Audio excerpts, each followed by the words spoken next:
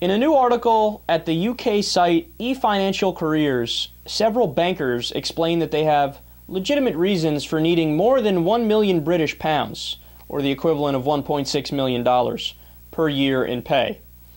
They actually claim, no, you guys don't get it. $1.6 million a year? It's really not that much at all. Yes, very good. They argue that, look, after taxes, it's only about $800,000, and then there's the mortgage for the house, the mortgage for the other house in the Hamptons, the rent for the apartment in the city, the 3 cars we gotta pay, then sending 3 kids to private school for $40,000 a year each, and then there's food and goodies for the wife, and next thing you know, I'm a pauper. I'm living this horrible life. It sucks so much.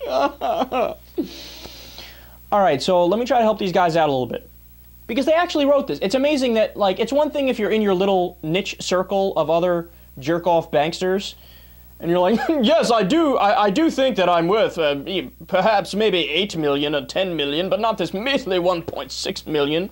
I mean, how am I supposed to eat here? It's one thing to say that in your own snotty little group, but they wrote about it for anybody to read. Oh, that's so sad. Oh, it's so sad how not self-aware you are.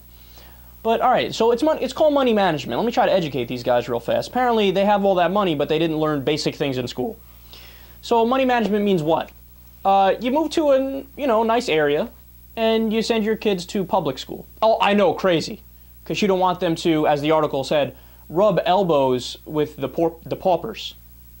Oh, the dirty plebeians. Get out of my way here. Peasants, stop. Oh, God, do you guys even bathe? Goodness, you smell. So that's one thing. Don't blow the $100,000 plus a year on the silly tuition for the silly school, which is probably worse, right? When it comes to cars, how's 2 cars maybe? And maybe you don't have to get the soup to nuts model. Maybe you can get the second model from the top, which will save you $5,000, $10,000, something like that. I know, I used to be a car salesman, right? Or how about, what else we got here?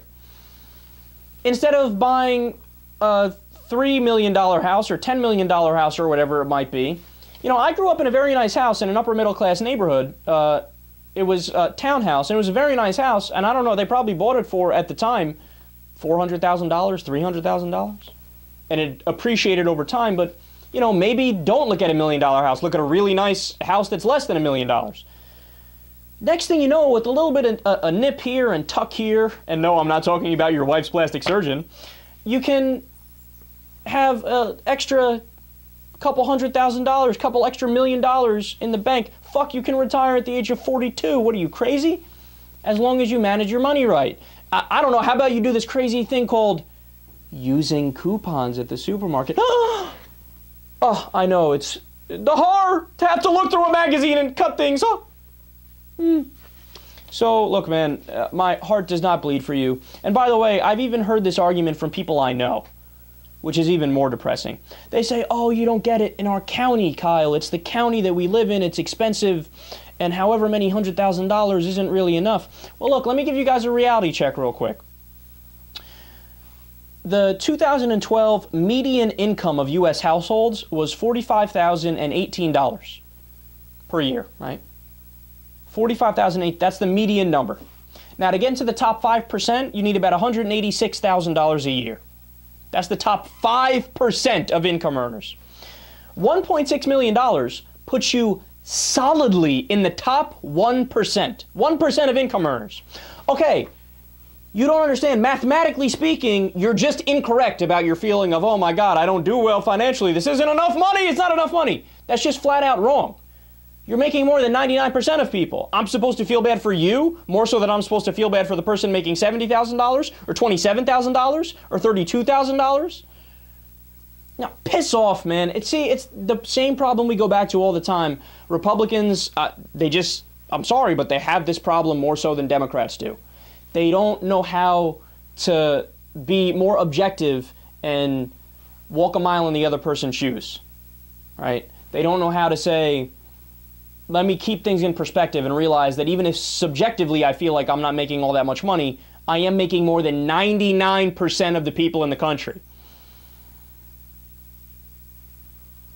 People wonder why, like, they do polls on this stuff, right? Like, who's the what's the least respected professions? Like, this is why people don't like you, bankers, people on Wall Street, because you're insufferable douchebags. And look, am I saying they don't deserve to get paid well? No, they can get paid well, of course, absolutely. I got no problem with them making money. God bless, right? But when it's that extra level of entitlement, which is ironic too, because it's always them who claim that middle class people have entitlement. Yeah, man, let me tell you, that construction worker, that's a greedy bastard, building all those houses and buildings and whatnot.